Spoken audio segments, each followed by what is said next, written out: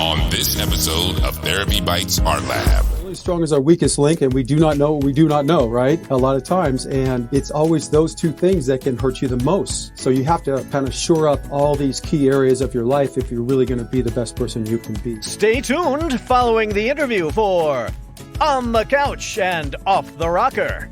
Our special guest's psycho-silly analysis by Art Lab's own head cabbager, Dr. Ima Freudnot. Welcome to Therapy Bites Art Lab, where Dr. Heath and his special guests share real-life stories of helping and healing, fresh from the actual therapy couch, while taking a bite out of common counseling missteps and misconceptions. And now, here's Heath and the T-Ball team. Hey, T-Ballers, welcome back to another great episode of Therapy Bites Art Lab. And we have in the Art Lab for an episode we call Finding Meaning, the Psychology of True Success. There are different kinds of success. Andrew was born in Detroit, Michigan in 1966 to parents fighting for the civil rights movement. His life is a combination of the Rocky story, Think and Grow Rich, and the Celestine Prophecy on steroids. Oh boy. He has been through so many harrowing and intense situations that those stories alone could literally fill volumes. He has overcome dyslexia and a load of other learning disabilities, being legally blind in one eye and being bullied, but moved onward and upward to become a school leader, an athlete, and gain university degrees in speech and communications, religious studies, man, that's my jam there, and Eastern philosophy. He has lived overseas, traveled the world. He's a martial artist, a yoga, and what many call a health and fitness fanatic. Wow, that's getting pretty close to home. He is a serial entrepreneur and has run a successful strategic consulting firm for over 20 years. He's a creator of the Seventh Foundation, the One Show, the One Tribe, One Movement. I'm sensing a theme here. That's cool. And One Party. And he's the best-selling author of The Way, 7 Revolutionary Steps to Live a Meaningful Life and Making a Real Difference in the World. Stay in the stands at the end of the interview, T-Ballers, and witness our special guest slug a bite-sized brain ball with your name all over it, clean out of the art lab. Andrew, man, I'm excited to have you on the show today. Thank you for being here. I'm looking forward to our conversation. Let's jump right in. Share a little bit about your story for our listeners today. How'd you get to where you are? Hey, thank you, Dr. Heath, for having me on your show. Thanks for everybody who are listening. Growing up, a lot of times when I go on shows, people want to know about how I overcame these difficulties and, being bullied relentlessly and all the rest of the traumas led me down a very dark path. And I would say there's 2 really keys to it as a kid. One is, thank God I had my mom. I don't believe anybody really makes it in life, especially as a kid, without some type of advocate believing in you and showing you what the truth is inside is different necessarily than the world. And the other thing is I found this inner light within myself. I have a lot of spiritual connections. And I think between the realizing my inner light and my spirit was different than the world was reflecting is what helped me kind of get through that beginning stage. I don't know if that makes any sense. It does. But it strikes me, your journey started when you were very young. And I found that the tendency, some folks, they just give up and they kind of settle and they think, well, this is what my life is going to be. For me, you and I were talking on the pre-show. We were juggling our degrees back and forth. And hey, you pay so much money for those darn things. You got to get some mileage out of them. It's got to be more than all the certificates hanging on the wall. But we're talking in the pre-show and my journey was in high school. Really, it started before high school. I came to the conclusion that this is what my life's going to be. And it wasn't going to be bad. I'd had some trauma, some tragedy, lost my mom at a young age, lost her home and some things like that. But I had kind of come to some conclusions about what I was capable of. And I think that those limiting beliefs really held me back. And the thing that got me over the hump, I'm not quite sure what it was. I think it was my mother-in-law who, I don't know, it just seemed like she believed in me. She She just showed me what was possible, some things I didn't know was possible. I kind of jokingly say that I kind of sunk to my own level of expectations. And since I didn't think I was capable more, I thought, well, to get out of here, which is school, I need to have a 2.0. And I just sunk to that level. So that's kind of what I attained to. And I was actually very disappointed that I graduated with a 2.7 GPA, because my calculation was I put in 0.7 points of too much work. You know, I could have studied less and gotten the same thing. And then I had this wonderful lady who showed me, no, you can go to college and you can do some big things. My question for you is, what were, and you mentioned some of them being your mother, but what were some actual thoughts, some actual beliefs that you wound up adopting that put you on a trajectory of success? We talked about this a little bit, like you said. We have degrees in religious studies. My degrees in religious studies and philosophy came out of a love for the subject in a way that I've just been into it my whole life. And when I was a kid, okay, picture this kid, he's got a patch over one eye. I'm seeing 2200 vision out of my eye that's just legally blind. I can barely see, like it's literally like looking out of cotton. I have dyslexia, other learning disabilities. I can't spell. I can't read. I can't do math. I can't catch a ball to save my life. You know, I bullied relentlessly. Even teachers telling me I'm too stupid to learn anything. I should just get out of the class and go get a job. This is like in 4th grade. Thrown in trash cans, stripped down naked, almost drowned. I mean, horrible, horrible things happening. I remember one day I always get up and I always have a lot of energy. I'm a really happy kid. Like cleaning things and planting plants and all these kind of things when I was a kid. And I remember waking up one day and laying down and going, God, I don't want to go to school because it's so unbelievably traumatic. And I remember pretending I was sick and just to get out of school for months. I was like, you know, and thinking about when you were in about 4th grade, I think is when I learned I could kill myself. And I didn't really have to be here anymore. And while all this was going on, though, there was this other inner dialogue going on. I couldn't see very well, but I had a great imagination. While I have all these learning disabilities, I found out later I was actually tested out to be a genius in abstract thinking in these other areas, which is kind of typical for a lot of kids that have what we call learning disabilities. It's really just differences. Our minds work differently. We don't fit well in the cookie cutter approach to teaching, so it makes us look stupid. But if they just found a better way to teach us, we would do fine. But I had this inner dialogue going on in this very creative mind. And I don't know, you remember Casper the Ghost? Oh, I love Casper. Okay, Casper was like my best friend. Kimba the lion. Remember Kimba? I remember Kimba. Kimba, where was Kimba from? Kimba is a little white lion, had like no friends or whatever, running around in the forest and trying to find his way or whatever. Anyways, in my mind and in my dreams and things, these two characters played a big part of my childhood. And like I said, I had a lot of spiritual experiences as a kid and, you know, conversations with God in my dreams or whatever it may be, and Casper bringing me there and doing all these things. And I found, like I said, this light in me, and it never accepted what the world wanted me to be. And it was always, we're all great. You know what I mean? We all have wonderful potential. It's, you know, if we're raised correctly, we have all these opportunities and facilities to realize this. It's great. But if you don't, it becomes a great challenge. And I think this is where I think we could do a lot better job, obviously, in our society, raising our kids. That's why I'm out here, you know, spreading the word about the way and the one and that kind of thing. But this inner dialogue, this inner world that I created helped me get through all of this, because I realized that it's me inside this body, and it's my world that I create, and you don't necessarily know who I am or what it's about. And that, a lot of that came from my mom, honestly, because she kept telling me that every day I come home or whatever happened to me, that you are smart, you can do all of these things, you know, just need to find the right way. And she really worked with me to help me through all of this. So I don't know, man. I think we all have this spark. I think that some of us, it gets shaded and compressed, like you said, to the point where you just don't believe in yourself anymore. And that's where everybody I've ever heard that actually makes it, like you have somebody, right, that's telling you the opposite. And it rings true with you because we all know that we're good and can be good people and rise up and become something wonderful.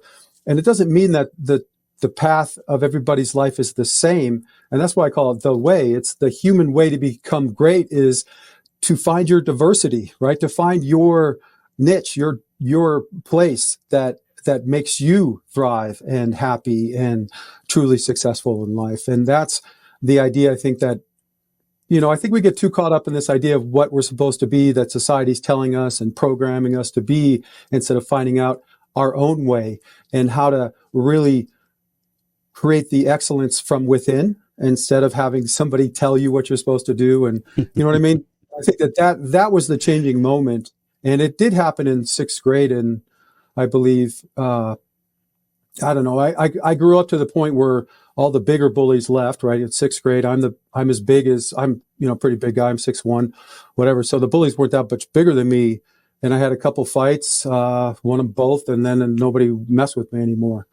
And I always was kind of a protector. I didn't like other kids being bullied. So that continued all the way through high school and college and everything. I had more fights than people can imagine. But all of this taught me a lesson. It's all of these virtues and best practices in life that can make people better people. And like I always say, we're only as strong as our weakest link, and we do not know what we do not know, right? A lot of times. And it's always those two things that can hurt you the most. So you have to kind of shore up all these key areas of your life if you're really going to be the best person you can be. And that kind of hit me when I was really young, because it was always that missing piece that I didn't know that always came back to bite me.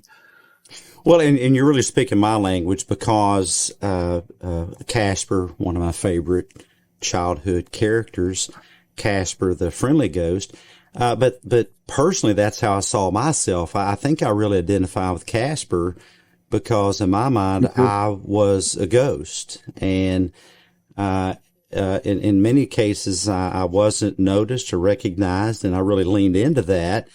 And I decided the best way to be safe is to be invisible. And I would try to be invisible, a ghost. And my best friends were books. And I just read and just tried to keep to myself. And I think there's many moving parts and many ingredients, and I want to hear yours regarding the book that you wrote. But the other thing that really seemed to work for me, and I didn't plan this. It's not as if I had some grand plan. I wasn't that forward thinking as a kid, but I really just leaned into doing what I did. I gathered pond water and put that in petri dishes and grew paramecium, and would look at my paramecium under the microscope, and the paramecium were my friends. I know that sounds weird, but I was a weird kid. I would grow mold under my bed. I had different mold cultures, but at least, the mold wouldn't bully me and wouldn't push me around and beat me up.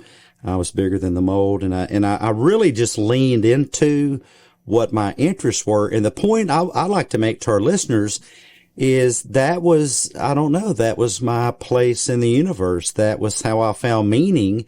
And strangely enough, I think that me really digging into what I was interested in, which was paramecium and mold and reading and science and microscopes, paired with somebody that showed me what was possible, is what got me to where I am. Because in basketball, I really sucked at basketball, and my coach told me that quite regularly and yelled at me and grabbed me by the shirt collar and pecked on my chest with his long fingernails until my chest bled. That was legal back then. Be called abuse now, but it happened back then. But I never could get it. That just wasn't me. But as I tell other people, school, and tell me what you think about this, is kind of a potato chip factory. It's just built to make more potato chips.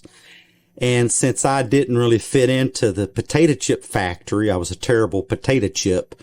This kid that grew mold under his bed, I didn't really fit in, and I wouldn't fit that pattern. But for those of you listening, and those of you that have kids, and you teenagers that might be listening, that's okay. and you have two guys here. One is a martial artist and fitness nut, and the other is just a nut. That would be me, but no, I'm into fitness also. Successful guys that we were in those shoes. We didn't fit well into that potato chip mold, but we leaned into our interest in what we did the best at and found that there's value in that in the world, and whatever your interests are, as long as they're healthy. I'm not talking about drugs or alcohol, but as long as your interests or criminal activity, but as long as your interests are healthy, then go for it. Lean into that. If that's paramecium and mold the way it was for me, then man, get you some petri dishes and a microscope and you might cure cancer. But you don't got to be just another potato chip. And I'm not, my family, my in-laws are teachers. I have great respect for the school system. But I think for kids like Andrew and I, they really miss it because it's not built to value differences. It wants everybody to be the same. Absolutely. I think that that's a really good point. And one of the things I think that most of the young people that I talk to that are in school don't like, it's like when we study education, right? It came out of serfdom, slavery, sit down, shut up, work, don't move, basically don't be human. So we have to elevate our learning experience to be more humane, right? We wouldn't, like, just telling a 5-year-old kid to sit down all day and don't move. And if he does, you say he has, ADHD or whatever. You know what I mean? Like a young boy is not meant not to move all day. Think about it like, are we raising cows or are we raising lions? Humans are more like lions. We're not cows. So, I love that. I have parents come to me and they say the same thing. They'll say, "Oh, my kid, I can't get them to sit down. They're jumping all over the place and they've got so much," they call it hyperactivity, not energy, but hyperactivity. And I'll say, I'm sorry, your child is 37. Oh, no. He's 6 or he's 7. I thought we were talking about a 37-year-old child. Well, for a 6 or 7-year-old, isn't that normal? It's normal. Kids it is normal. have not only that, energy. but you need to work them out. Yeah, and you need to work them out. Like, not just like go to recess for 10 minutes. I mean, kids need to run around. I used to take my nephew out when he was young, and I'd work him out until he couldn't do it. He was like, I'm so tired. He'd go to sleep like that. He'd listen. He'd work. My dad used to do this to me when we were going to have a serious conversation. He'd be like, Andrew, go run around the block. He'd come back. No, go do it again. He'd be like, until I could sit there and focus because I had so much energy. And I think that that's a big mistake that we're missing on our education. Education isn't just do math. Remember this. It's how do I be the best person I can be? Health, physically, mentally, emotionally, spiritually, in your relationships, in your family, your whole life has got to be considered. I talk to kids all the time, like, how much time did you spend on how to create a better friend, communication, raising kids, making food, taking care of your body, communication, whatever it may be. And they're like, I don't know. We had maybe a little bit of, that should be like a main thread throughout their entire educational system, so that by the time they graduate from high school, they know what makes a good friend. They know how to communicate and build relationships and take care of themselves and all the rest of the things. And I'm talking mentally, physically, emotionally, and spiritually. It really all kind of goes together. Back in Athens, the famous philosophers, they would have Dr. Spraggins from Lyon College, where I went, the Harvard of the South, would say the gymnasium, which we know as the gymnasium. And it was really active learning. At my time at the VA, I would have guys who would talk about, their time in special forces, and they would work their minds at the same time they're working their bodies. It happened at the same time. But in school, we bifurcate that, and no, you've got to have class time, and then you've got to have gymnasium time. Hey, I got a better idea. Why don't we learn math while we're on the ball court shooting the basketball? For you clinicians out there listening, it should be no mystery to you why you have a hard time getting a 6 or 7-year-old or a 9 or 10 or 12-year-old to sit still in a chair for 50 freaking minutes of therapy. Don't do that. if it's a pretty day, go outside, shoot the basketball or throw the horseshoe or go for a jog or a walk or collecting rocks or butterflies while you're doing therapy. Guess what? Yes, it's still billable to insurance, unless you're worried about that, guys. Yes, as long as you're doing therapy, there's no insurance prohibition, if you are billing insurance for therapy, that you have to sit in a chair the entire time for therapy. Get out and do active therapy. You can do CBT, guys, cognitive behavioral therapy, while you're doing anything.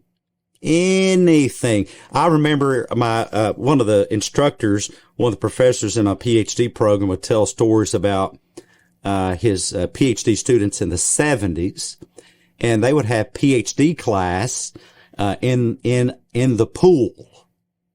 They would go find a pool and learn how to do psychology while they're in the swimming pool. One thing doesn't have to be different than the other thing. Be an active learner. And you seem like a very active guy. Tell us about all the activities you do, because you're a martial artist and a fitness nut. Tell us a little bit about that part of your life. Okay. I just want to follow up on what you just said first, and then we'll get into that. I think what you said is really important. In the third book of The Way, I talk about this called the Child and Family Guide, and I talk about educating kids. And what you just said is so important, because the human mind isn't and the body aren't bifurcated. Like you said, we are one being. And if you work the mind and the body all day, you become a lot more intelligent, because we know the brain, once it's stimulated with blood flow and all the rest, actually works better. So by training kids on their body and their mind during schooling helps their emotional well-being too, because a lot of kids are frustrated and angry, and they don't know how to deal with it. And a lot of it becomes from not exercising enough, because as we know, it releases good chemicals in your body. It's a needed part of life. And I'm not talking like you have to go to the gym. What I've done is created a way for all of us just to integrate these things into our normal life, so that it doesn't have to become this arduous, I have to go to the gym for 3 hours every day type of thing. It's better actually if you integrate smaller workouts throughout the day. And like you said, make yourself more active throughout your entire day. And as far as the things I do, I've tried just about everything you can imagine. I got into martial arts when I was young, been into philosophy, Eastern philosophy. So martial arts, yoga became part of my life. And through there, I was on basketball. I was also really, really bad. I was really bad at shooting because I had such a bad eye, but I was really pretty good at defense. I was a really highly energetic and could steal the ball and do that kind of stuff. I had to stop playing baseball when I was pretty young because I got hit in the face a couple of times and I couldn't see the ball moving, that kind of thing.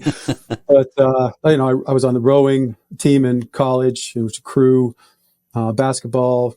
Let's see, I've done triathlons. I swim, I ride, I run, yogi, martial arts. I love doing different types of weapon training. So from nunchucks to swords to Kali sticks, you name it.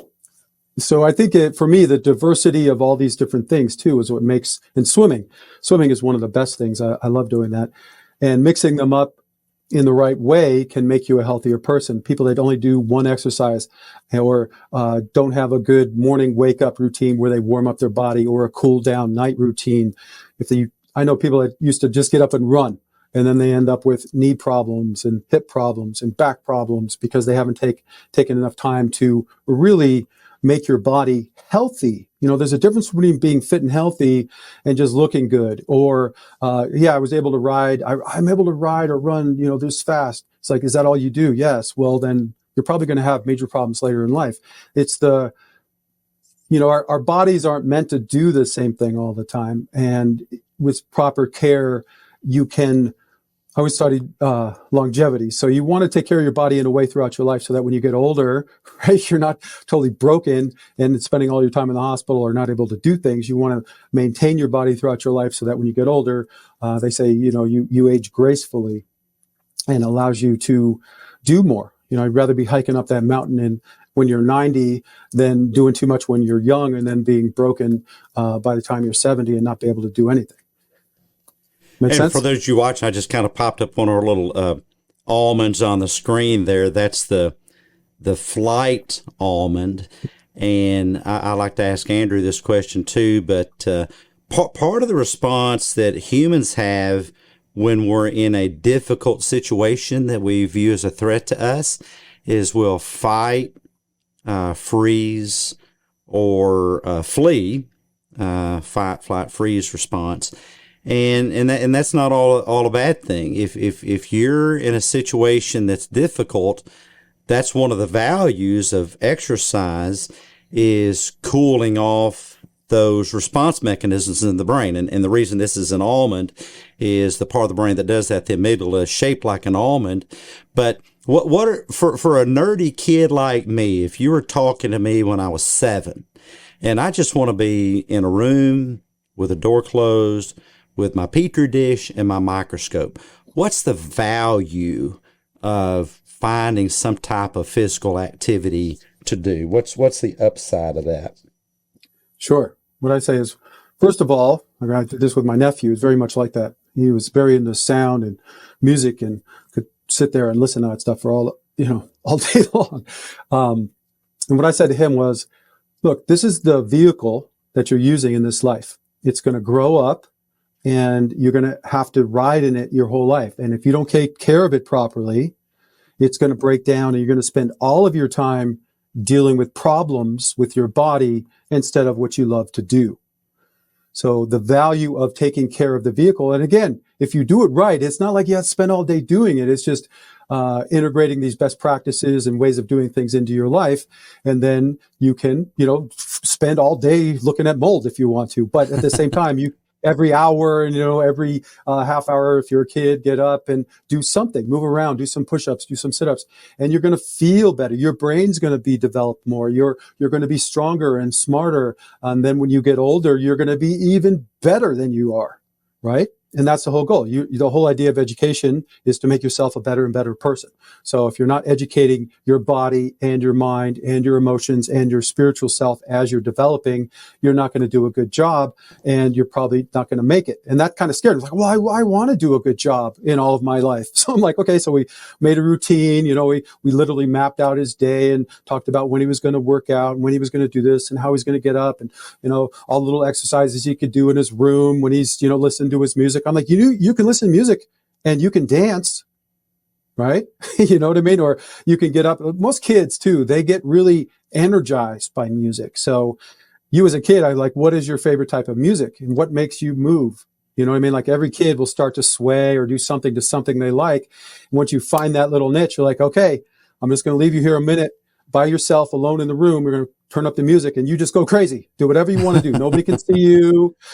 Just dance around. And then like if you peek in, sometimes he had a little friend, this little girl. She would go crazy. Like she loved I can't remember the name. It's like some type of pop, but it's really crazy music. Anyways, they would dance around. And so that became their little thing. So I think that's the idea, is to teach the kids that this is your vehicle. Taking care of it helps you do everything better in your life, right? But it also then prevents you from having so many problems.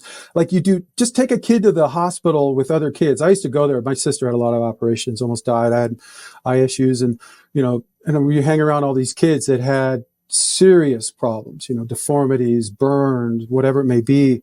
And you just don't want to go there. You know what I mean? There's no kid that wants to spend their life in a hospital. So once they understand taking care of me makes me not have to go to the hospital, kind of instills this value. I don't know, does that all make sense?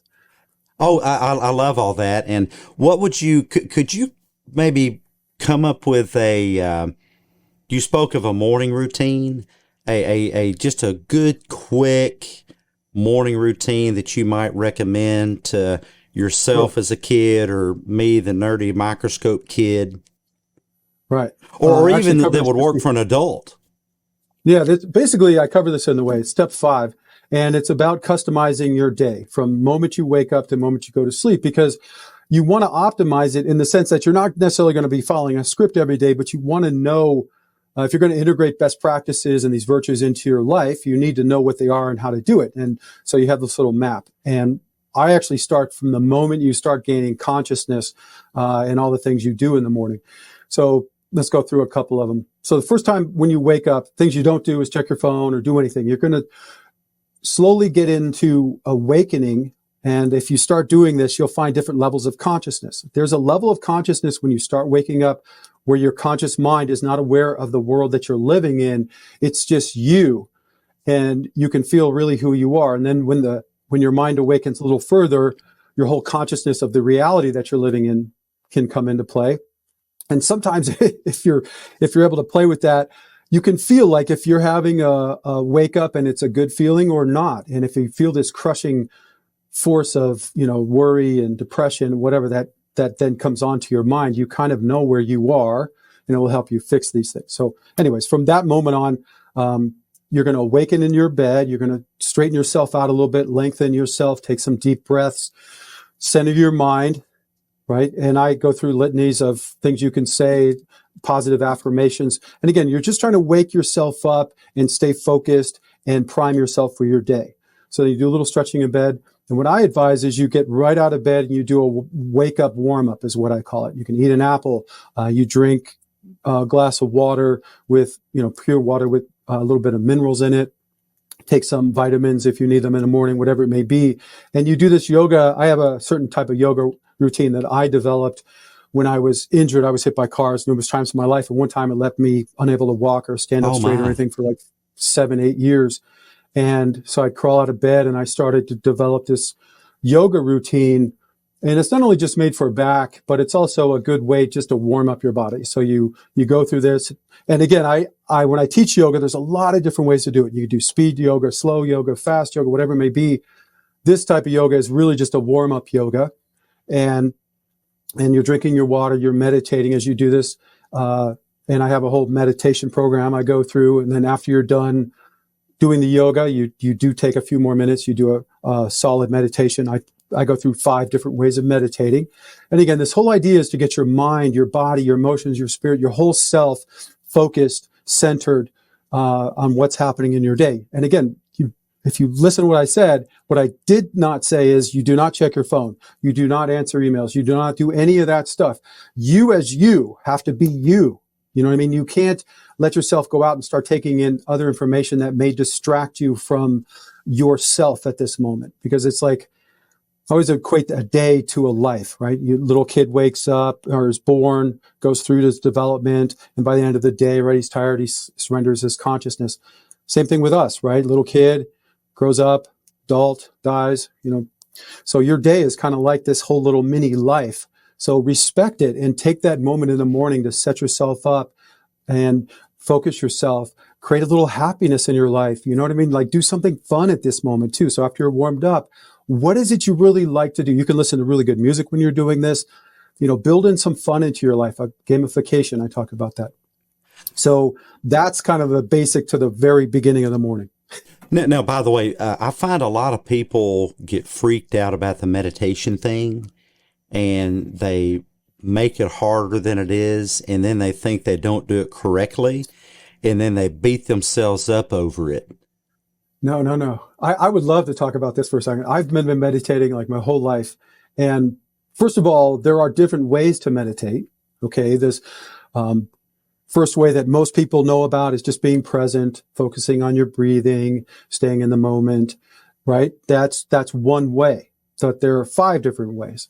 I wish, honestly, you've studied psychology. I have too. I wish that Freud and Jung met a Zen master and they got together. Seriously, dude, I wish they got together and Freud and Jung went through the whole Zen meditation thing. We would have a totally different Western mind. I swear, after studying so much psychology, I think Freud did us a huge disservice by making it seem like we're multi-schizophrenic beings all competing with ourselves, and we have to, get to know our dark side, spend time with our ego is trying to overwhelm.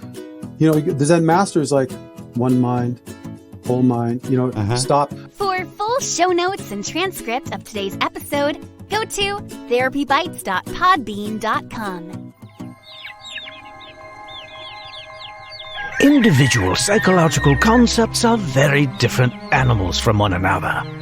And while they are often readily observable in the wild, the TherapyBites Art Lab Zoo affords us a unique opportunity to study them in a safe and controlled environment. Welcome to the TherapyBites Art Lab Creature Feature. Oh, good heavens!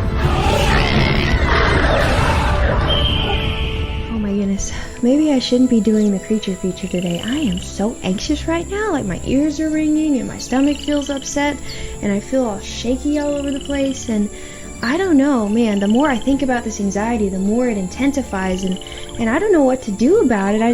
Oh, hey T-Ball team, welcome to this episode's creature feature. Have you been there long? Anyways, welcome to this episode's Creature Feature. I am your host, Safari Sarah, and I am calling in from this rainforest, and I am on the hunt for a fish. A gray herring, to be specific. And those of you who are unfamiliar with the art lab and our terminology, a gray herring is what we refer to as something that distracts us from what is actually going on, what is really important. So, for example, in the way that I was talking before, we would consider that an anxiety gray herring. Now that anxiety is distracting me from what's actually going on, which is my thoughts. So if I were to think about, okay, what am I telling myself about this creature feature? Maybe I am thinking, well, what if it isn't good enough? Well, what if I don't pronounce words correctly? What if I don't say the things right? What if I do like what I just did and I mess up what I'm saying? Okay, so if that does happen, first of all, I don't know if that's going to happen. Is it going to ruin what I'm doing? No, absolutely not. It can be a wonderful teaching moment. So when you notice that you have some anxiety, don't focus on the anxiety, dear listener. Focus on your thoughts. Those are what's important. And use Artie's accurate, realistic thoughts to help you get through the day. Thank you so much for joining me on this Creature Feature, T-Ballers, and I hope you enjoy the rest of the episode. That went a lot better than I thought it was going to go. Thank you for joining us for the TherapyBites Art Lab Creature Feature.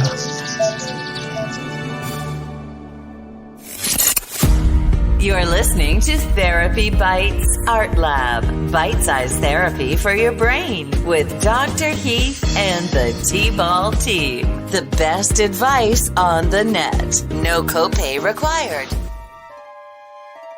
You're slipping beneath the cushions of your bobble-headed psychotherapist's couch, leaving behind empty, echoing, cushy, comforting, pseudo-psychological claptrap, moving into a deeper dimension of your own mind, where distorted thinking, hurting, hopelessness, and regret evaporate into clarity, healing, renewed hope, and newfound resilience. That's the podcast sign up ahead. Your next stop, TherapyBites Psych Secrets.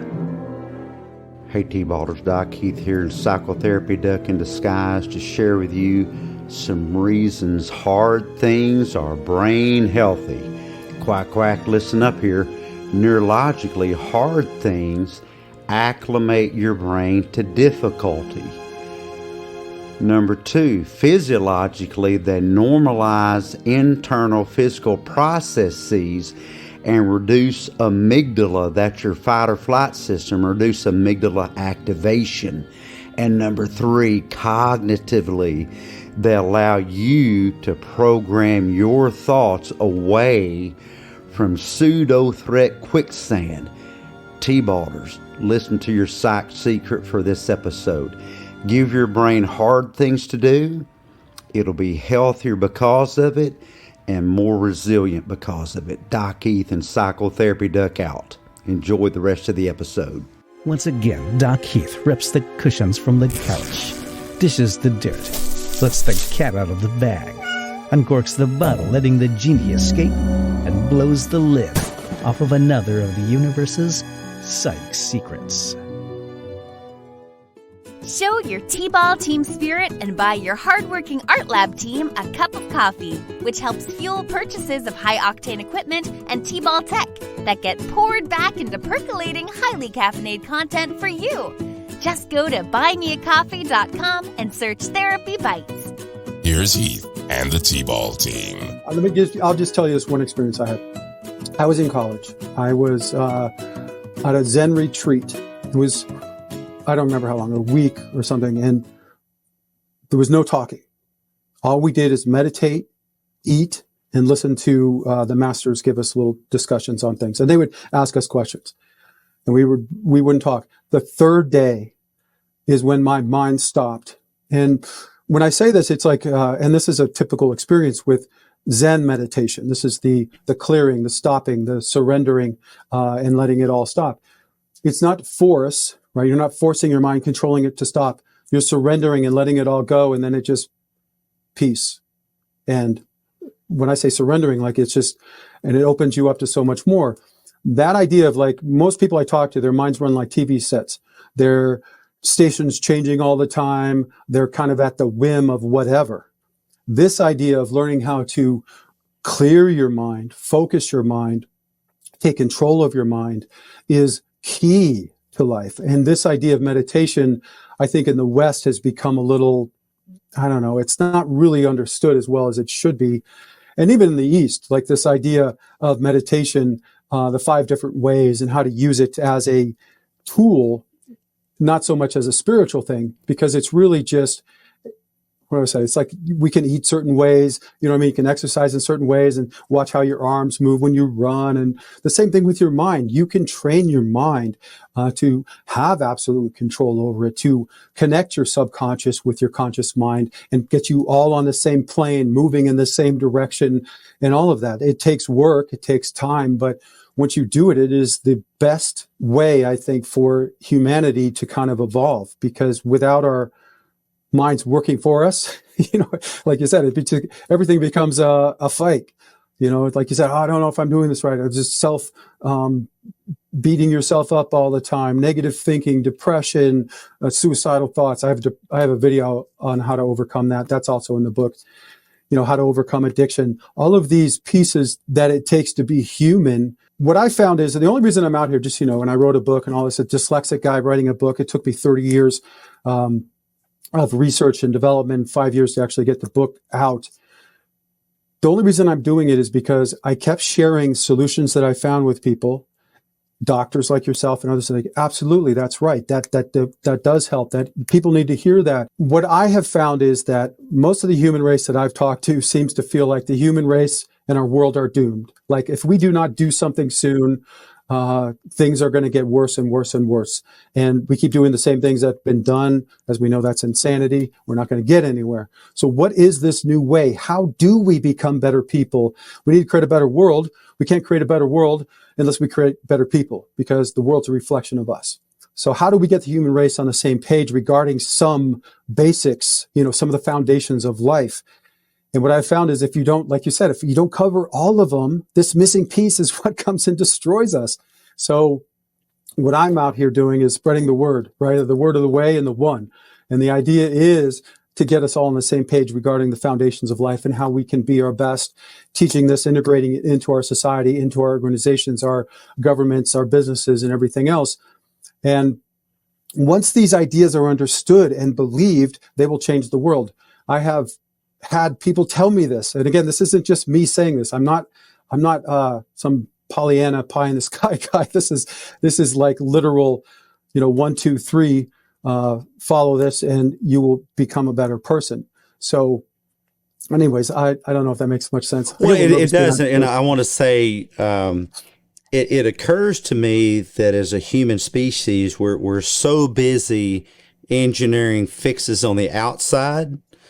We have cell phones and smart cars, and we have rocket ships, and we're engineering these things on the outside, that we don't take time to engineer things on the inside, the vault of our skulls, to improve our lives. And guys listening, folks listening, your iPhone is not going to fix your life. Your smart car, your smart home, your smart TV, none of that's going to fix your life. Your life can only be fixed from the inside out, not the outside in. And the thing about meditation that I found is it really requires non-expectation and non-judgment, and just simply making an appointment with yourself, which is what I do. I make an appointment with myself, and I just keep my appointment. What happens, happens. I have monkey mind, like everybody else, and my brain is literally crawling across the, I guess not literally, but figuratively, crawling on the walls of the inside of the vault of my skull. It's, leaping from corner to corner and chandelier or light bulb to light bulb in my brain. And that's okay. I bring my attention back to my breath, and my brain goes over here, squirrel, and that's okay. I bring my attention back to my breath. My brain is the train. My breath is the track. My breath keeps my brain on track. You guys can steal that listening. My brain is the train. My breath is the track. My breath keeps my brain on track. It's non-judgment. I'm not there to accomplish something. I'm not there to make something stop. I'm not there to get something I want. I am simply there as a observer. And the more I just non-judgmentally observe what my brain is doing, the more my brain can relax. And meditation isn't, you just kind of, I think, have to create a space for it by making that appointment, and then you show up for the appointment. I do the same thing on my morning run and my workout. I just make an appointment with myself and I show up. What happens, happens. With meditation too, I talk about mini workouts and mini meditations. You can have, once you meditate and you find that center and you're still there for a while, you can remember that place. You can go back there in just a moment meditation throughout your day, help center yourself. I actually have, I call it the meditation sheet. It's on the website. It's free. It's part of the book. And the 5 ways to meditate I have are mindfulness, control, clearing, focused, and visualization. And each one of those has a different place in your mind to assert control. And once you learn how to visualize and do different things and take control of your mind by letting go as well as focusing it in certain ways, it will allow you to then gain skills in other areas of your mind throughout your day. So for me, I think we would be in agreement that you can meditatively engage in most any activity. Absolutely. One of the ideas in Eastern philosophy is that you kind of reach the state of enlightenment, right? And this idea of enlightenment is that you're in this living, flowing meditation state. One of the things I learned, the reason they combine meditation, the mind and the body in the East, in the martial arts, it's very philosophical, it's very physical, and it's not really about violence. Just, I know there's a lot of violence in there, but what I found is it's completely the opposite. I've talked to enough dancers and other sports people to know that there is and even actors or whoever gets really into what they're doing, even you when you're a doctor, I'm sure there's been hours where you look up and you're like working on something, you look up and you're like, wow, 4 hours just went by and I was so into this. Yeah, only every day. Yeah, so this idea of becoming one with your movement, with what you're doing, is kind of key to life. So if you're able to integrate the ideas of being a physical, mental, emotional, spiritual being, right, into everything that you're doing, then everything that you're doing becomes a little different because you've got to take care of your body. So if let's say you're working at a desk all the time and you're hunched over and you're sitting there, you're going to end up with bad neck, a bad back, and, a carpal tunnel and all these things. So you have to, in your mind, go, okay, how do I work and not destroy myself at the same time? Right? So what I did is I actually created a desk where I got recliner. I have the monitor on a big arm like you see in the hospital. I recline. I have the keyboard on a little on my seat, and I have the mouse there, so my back is not in an L position. I had to do that because I was in so many car accidents. I really can't sit that way very much. But I also, when I studied the back, sitting in an L position damages your back. And that's where we're not really told that. So you should only do that short amount of time. The problem is we start making our kids do it from when they're, first day in school, sit and don't move for 8 hours a day. By the time they're in college or graduating high school, every kid I talk to has back problems and neck problems and, pains and things because they're carrying around these huge backpacks and everything else that they shouldn't be doing, right? And very, very few humans nowadays too. I talk to people all the time. How many times a day do you hang upside down or hang by your hands? Nobody. It's like very few. I talk to people like you could be 1 out of 100 people. I'm like, your spine, the compression on your spine just due to gravity is going to hurt you if you are not lengthening your body actively every day. So having an inversion table, when you do your stretching at night and in the morning, you're lengthening yourself out as long as you can be, compacting your vertebrae. And think about your neck, just carrying around a huge bowling ball on top of this little, compression. You need to be able to release that. A bowling ball or bowling ball for a head. It sounds like you've talked to my wife. I have a few girlfriends. No, my sister, funny. She used to say, like, when I was a kid, we'd sit in the car and I'd fall asleep on her. She'd, get your boulder head off of me. So, but you make a good point. Our bodies are made for movement. Our bodies are made for flexibility. We need to exercise that flexibility. It is a terrible idea to sit or stand in a fixed position for really elongated periods of time. And there is a unity between the mind and the body. It's really, well, as you mentioned earlier, it's really not as differentiated as we think. It's a constant union, communication between the two, and it's a mistake to separate them. And once you get to this level, though, you'll find a connection. That's where, like with the martial arts, you do this kata. You do it over and over again. And you're not doing it over and over again because that's the way you want to move. You're doing it so you can become one of mind and body. And you reach this state where it's amazing. I don't even know how to describe it to you. It's like a flow of energy in your body and your mind, and it feels so good. Like when you're doing a spinning kick and you land it perfectly and you flow right into the next move and there's no hitch, there's nothing. It's like a dancer. Like I said, I've dated enough dancers and I had the same conversation. They feel the exact same thing. It's this mind-body connection that brings this spiritual element into it, and emotional, because the feeling that you're getting when this is happening is like, how do I say this?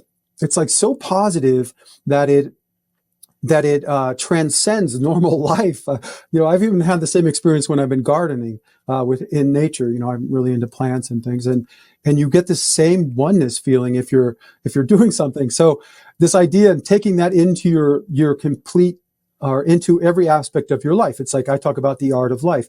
How do you go, a human being is like a building, right? We can build a square, squat, gray, ugly building, or we can create a wonderful work of art that inspires everybody, right? We're like that. How do you make yourself into a living work of art? And most people don't know how to do that. So with the right knowledge and the right efforts, you can literally change yourself. Because let me say this, most people don't even know this when I talk to them, that it takes about 90 days to develop a habit. So if you're integrating, right, best practices and virtues around these key areas of your life in every 90-day cycle, you will become a better and better person. That's literally how you do it. And it should make sense that that's how it works. Well, I want to, guys, I'm going to say, since Andrew opened the door, I'm going to say some weird stuff. And I've never thought of it in this way, but I'm going to grab my coffee cup here. But I am so in tune with what he just said. And some of you have known me as being famous for my morning lattes, which I have a very peculiar way of making that. I set out my ingredients the night before, and it's a combination of turmeric. It's a measured tablespoon, by the way. It's a half a capsule of bioperine black pepper extract to help my body absorb the turmeric.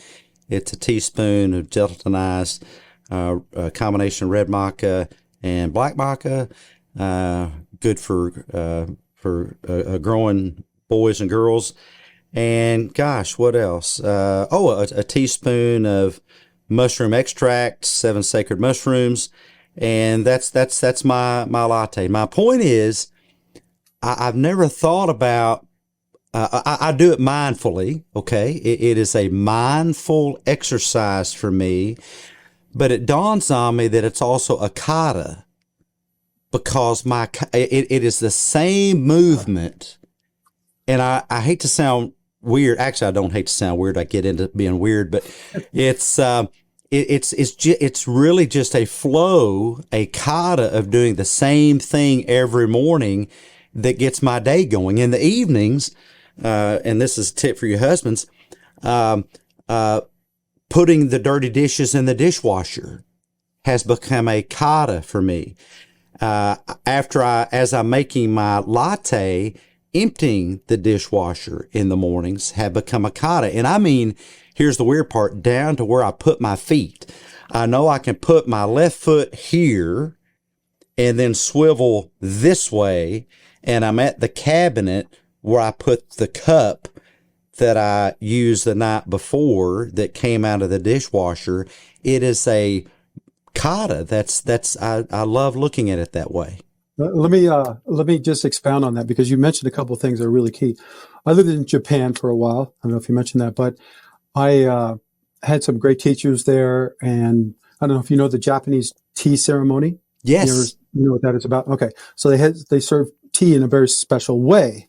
And when I talked to my translator, so I'm there and she's explaining this to me, that it is like a martial, like they have these arts in Japan. It's not just martial arts. It's all these different arts. Like, the tea ceremony is one. They have flower arranging, so it's like they try to incorporate the idea of this art into everything they do. And she's explaining the tea ceremony to me, and it all has its very precise, exact movements. And then she went on to say, it's not just the tea and what we're doing here. It's the workers, their lives, the energy that goes into making the tea, how they process the tea. Everything that happens in this whole arena is what matters. And I think that's the missing piece in our humanity, is that we see like business is separate, government is separate, everything's separate. These systems of our society are reflections of us. If we're confused and messed up and corrupted, they are, right? The better people we become, the better our systems can become. And that's what you were talking about, is, making a better world starts from within us, becoming better people. And this idea of the bifurcated world, self-separation, leave your problems at the door when you come to work. It's just business. Greed is good, whatever. All these negatives, this is what we need to change. And what I've found is, I call them the doomers. We're all doomers. We see the world is pretty much doomed, and the human race, if we do not make some big changes. But the saving grace there is, you cannot fix any wrongness unless you can see it. Right. So we have so many people in the world awake right now than have ever been awake at the same time. And I say that in a positive way, like we can see the wrongness. The problem is that we don't have a hope, right? There's like, where's the solution? And that's what I'm trying to share, is that there are solutions out there, kind of like mined the greatest minds of the world for all of humanity and took all those golden threads and universal truths and put them in one book. Because one of the things that really frustrated me going through this journey was, I found so many truths, so many golden threads in so many different areas, thousands and thousands of books. Listen to, like, I couldn't read like you could, so I listen to books. Thank God for the Braille and handicap books on tape. But, it's like, hey guys, reading is reading. It doesn't matter if you're reading characters off a page, or whether you're listening to sound waves through a headset. Reading is reading. Well, yeah. And listening is an awesome skill. It's natural too, especially for a kid. Like if you can't see, you really have no option. It's so hard for me to read my book. Well, listening, not to get off subject, but listening, guys, is an older skill than reading. Yeah. And it's a really great, if you listen to books a lot, you develop that skill, and you can go really far with that. I forgot what my point was. But, the whole idea here is that we're trying to create a better world and become better people. And people keep telling us, like, it's so complicated. Oh, that, finding all these golden threads and things in all these millions of different places. And I'm sure you like this. It's like, oh, I'm 40 years old. I just learned something I wish I knew when I was a kid. I hear this all the time. And then when all these old people are like, yeah, I got to tell all these young kids. The problem is that it's like, for me, it's not just one thing that makes a difference, because if you're missing this other critical piece to your mind or your body or whatever, it doesn't matter. That will come back and ruin you, right? Like, seriously, destroy your life. Wow, I didn't know how to care for my relationship with my wife. Now I'm divorced and my kids hate me and I'm alone and I'm sad and I'm miserable. It's like, if you just knew the skills, you know what I mean? You wouldn't be in this place. So what I'm trying to say is, like, look, we need to all understand these basic skills. I'm not talking about every possible thing that happens in your life. I'm talking about the fundamentals of what makes your mind, your body, your emotions, your spirit, your friendships, your relationships, your finances, all these things kind of up to par. You know what I mean? And once all they are up to par, you're going to become a better person. Once you're a better person, all these other pieces are going to fit and, fall into place a lot easier. And if we're all doing this is how we create harmony. We talk about energy a lot. We're energy beings, right? We are literally, like, if you break us down to the smallest parts, we're mostly free space. Like 95% of atoms and everything is free space. So we're really just energy fields on this planet. We're flying through space at like 1,000,000 miles an hour if you add up all the different motions that are going on to us. So if we're going to create a better world as energy beings, we need to create better frequencies, more harmony. You know what I'm saying? As we're doing all of these positive things in the world and we're becoming more positive people, we're going to create more synergistic, there's another word I was trying to remember, they're going to help us. You know what I mean? It's like, if you put two positives together, 5 positives, 100 positives, 1,000 positives, it can create something much greater than the sum of its parts. And that's how we're going to create a better world. Like you mentioned earlier, technologically, we're very advanced, right? We just discovered fusion. Which could save the world. If we could lower the cost of all the basics of energy and food and water and all of this and make it, just very, I don't know, what's the word? Like, if it doesn't really affect us much, we can go a lot further. So, but if we don't take care of our minds and the rest of our lives to make it better, we're just going to go down some hellish techno world. You know what I mean? Like, if we're disconnected from nature, we don't find out what it really means to be human and develop our humane side and creating a gamified, beautiful, wonderful society to live in, then what's the point? You know what I mean? Like, well, yeah, technological toys are great, but life is not about the technological toys. And if you spend more time with your thoughts, focus more on your thoughts, spend more time with your thoughts, the more time you spend with your thoughts, the more those thoughts can become stepping stones to success. And a great way to do that Andrew's talked about today is through connecting mind and body. And just a quick tip, guys, educationally, if you're struggling to learn something that's difficult, the best time to do it is when you're moving your body. Take Andrew's advice, see if you can get a book on, well, I keep on saying tape because early in my day, they literally were on cassette tapes. And then they got put on CDs, and now, of course, it's just all electronic. But get an audio book. Your local library probably has the Libby app, Libby, or Audible, and listen to that information while you're exercising. Absolutely. While you're moving your body. All the time. It opens up. It's like a key in a lock that opens up the ability to learn, assimilate, encode the information. I just remember 2 things I really want to say. One is, when you're doing that routine in the morning or at evening, I want you to think about not just placing your feet in the same place. I always try to get a workout in while you're doing this. Try to stand on one foot while you're emptying the dishwasher. You know what I mean? Like, put one hand up in the air and stretch out while you're doing it. Do different movements. The kata thing in Japan, it was funny because when I was fighting in people that did katas a lot, especially when they're young and they're first learning them, pretty much what their next move is going to be if they're following the kata string. So a lot of times that may get you in trouble. And what I always find too is it's that free form when you're walking down the hallway. Walk down the hallway, walk back. I do this 10 times a day, 20 times a day.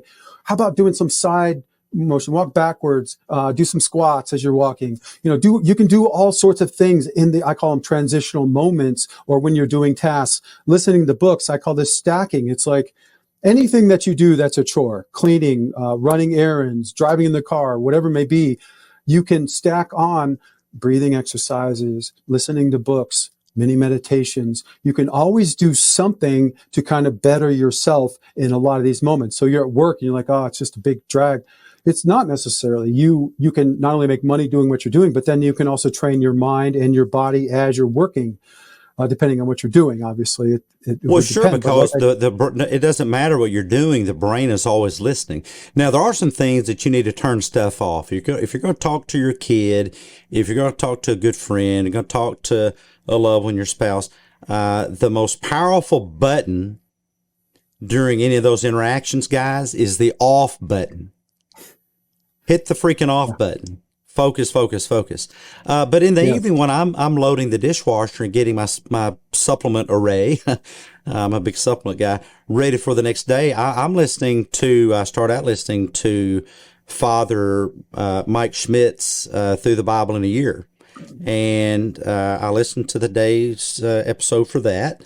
And then I listened to another book on audio that I found valuable. I may listen to Andrew's next if it's available. But I'm multitasking in a healthy way, and my brain absorbs that information.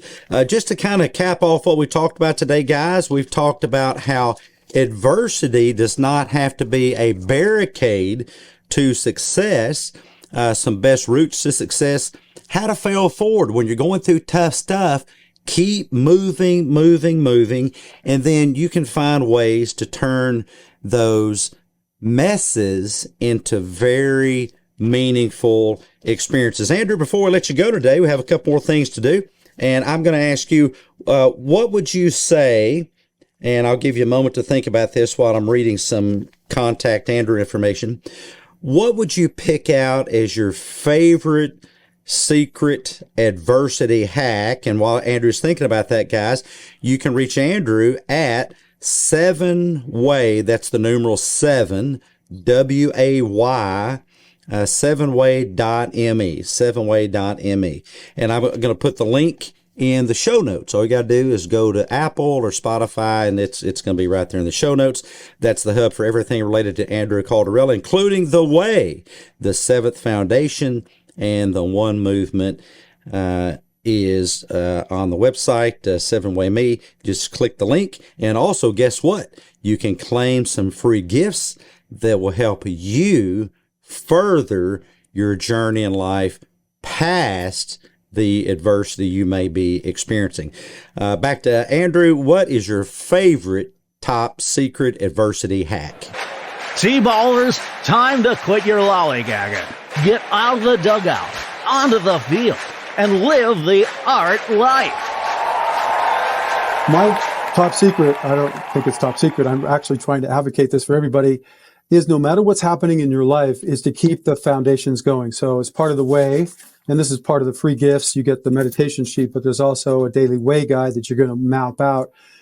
You know, if you're depressed, if you're going through something really traumatic, it's keeping that basics done every day that will allow you to get through this in an okay way. Meaning, let's say somebody dies or something really traumatic happens to you. You don't want to just fold and start drinking every day and not sleeping properly. And it's just going to make everything worse. You could, if you start using drugs because of it, you know what I mean? Like that is not the way. The way is, when you're going through these things, is to try to keep the basics, brushing your teeth, eating properly, sleeping properly. And, you know, as time passes and you keep doing the basics, you can add on some more good things and you will get through it. As time passes is how, you either take steps during that time to make yourself good, or you're going to be, if you're doing the opposite, making yourself worse. So what I'm saying is, when the adversity happens and you're going through it, see it as a challenge for you to stay on the good path and try to get through it stronger. And honestly, if you do that and you keep committing, you know, I talk about these virtues like being dedicated and disciplined. These virtues are how you attain those virtues is by living this life. So that's my greatest advice. I also want to say that I know that not everybody can read a book. The audio book isn't out yet, but you can get your book reader, if you get it in electronic, to read it to you. I don't know if you knew that, but there's Kindle Reader. You can read the book, but it can also read it to you. There's other ones that do that. I love using that. When I find a book that's not on audio, it's simple. It's on I put it on my phone, and it has some glitches, but it's getting better. I fully support and that. I will get that out. I'm just starting out. I'm trying to do this myself. The other thing I want to say is I have what I call Life Essentials Masterclass that is going to be released shortly, and it covers not the entire way, obviously, but a lot of the foundational ideas. And it starts off with, what is the meaning of life? What is the true goal of life? The rules to life, how to attain the true goal of life, and go through the 7 steps and all sorts of great stuff. And for me, it seems like if we're going to get the human race on the same page regarding, the basics of life, there may be different ways to say it, but there's certain ideas that we need to all understand if we're really going to make it. It's like, you need to understand 2 + 2 = 4 if we're going to be doing high math, right? As a scientist. The same thing here is like, we can't be solving these major issues in our society if we don't even understand what it is to be human, what the true goal of life is, how the rules to life are directing us, what the purpose of our society is, and all the rest of these pieces. So that's what this masterclass is designed to do, is try to get us all on the same page and start it down this path so we can create a firm foundation to stand upon to build this better world that we all are wanting. And I just want to leave this one more message here, a message of hope that, again, if you can see the wrongness, you are on the right page, because to fix it, we have to start there. We have to be able to see it. And so many of us can, but we're more connected. We have more resources, more wealth, more ability to do things than ever before. So while it's horror, the human race needs to be burned to learn sometimes. And we've been burned to learn. I mean, we have burned and we have learned, and we are awake now. So let's join together within the one, call it the one tribe, the one movement, one party, to make these changes in the world. So, get the knowledge within the way, and let's join together and make these great changes happen. It's not as hard as everybody makes it out to be. I know it sounds big, but big things can happen, especially nowadays. So hopefully that makes sense. I completely agree. Thank you so much. We have one more question to go. We journey now with Doc Heath as he submerges with our special guest into the depths beneath the dark recesses of the therapy couch. And okay. Andrew, here is your Doc Heath question for the day. Imagine that you're dreaming of your current biggest struggle, or it could be a big struggle that you think could happen. You're just hoping it doesn't. What's the struggle, and what would be your first step to tackling that struggle? I'm going through it right now. I've been working on getting this masterclass done for at least a year. It's been a huge struggle, and my solution to it is just to keep working on it.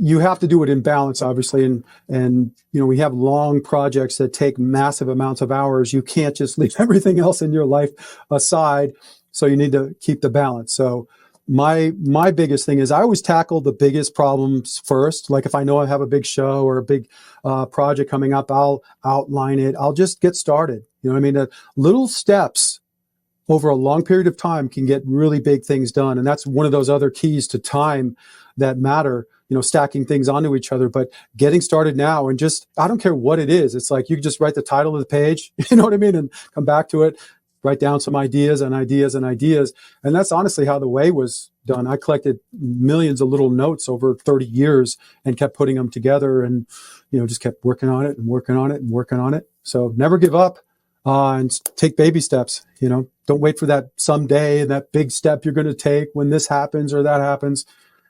Do it now. Great. I love that. And since this is TherapyBites Art Lab, guys, take it one small bite at a time. Andrew, thank you for being here today. We really appreciate it. Thank you, T-Ballers, for being here. Catch us on the next great episode. We'll see you then. Bye-bye, guys. Thank you, everybody. Welcome to On the Couch and Off Our Rocker with Dr. Ima Freudnot, where we review our special guest TherapyBites Art Lab episode, Psychomalarkey Scale Assessment Results. That's PMS for short. Andrew Calderella's PMS performance places him in the 94th percentile on the PMS's LHS, Life Hurdle Scale. This indicates a markedly high degree of resilience in Calderella's cortical crevices and a terrifying tendency toward indomitable tenacity.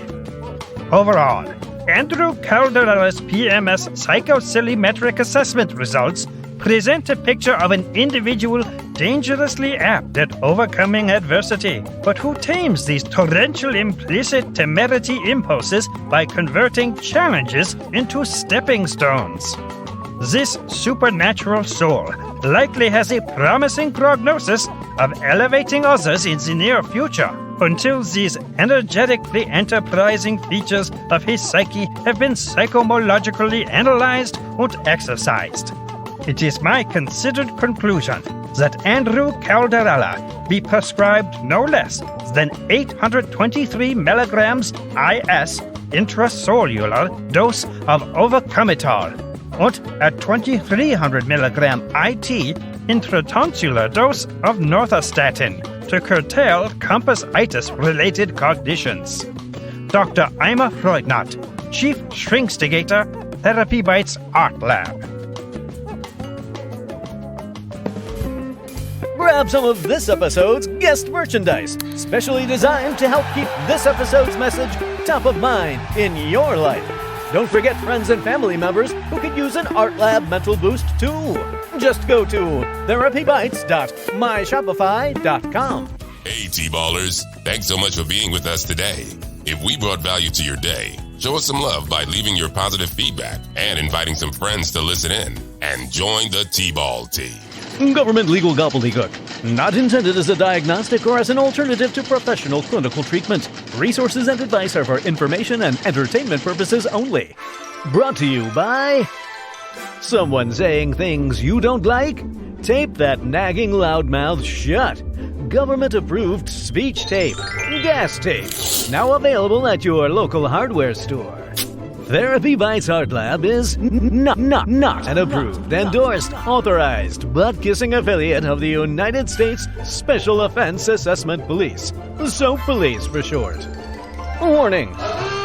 Consumption of TherapyBites A.R.T Lab content by Kool-Aid drinking, stinking, thinking, social media, pseudo-psychological pushing, wacky woke, anti-free speech, mumbo-jumbo advocates may cause spontaneous internal skull combustion, stomach discomfort, and or laxative effects. Allergy warning. TherapyBites is manufactured in a facility that challenges nutty distortions, processes nuggets of accurate, realistic thinking, and life-affirming beliefs. This is the audio version of the legal fine print. Why are you still listening to this when you can catch the next great episode of TherapyBites A.R.T Lab with a good friend or family member? Really? Are you still there? This is getting silly. Move on to the next psychologically thrilling episode of the best advice on the net. No copay required. Me eat copay. Yeah, with Dr. Heath and the T-Ball team. Go ahead, don't be podgoraphobic. Scoot, scoot, scoot. On to the next episode.